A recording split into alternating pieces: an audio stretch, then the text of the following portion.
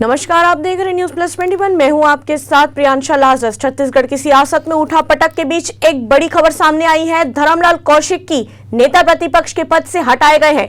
जी हां, राष्ट्रीय नेतृत्व के नारायण चंदेल पर बड़ा सियासी दांव खेला है। नारायण चंदेल को विधायक दल का नेता चुना गया है। बीजेपी प्रदेश प्रभारी डी पुरेंदेश्वरी ने विधायक दल की मीटिंग में बंद लिफाफे से नेता प्रतिपक्ष का नाम निकाला है।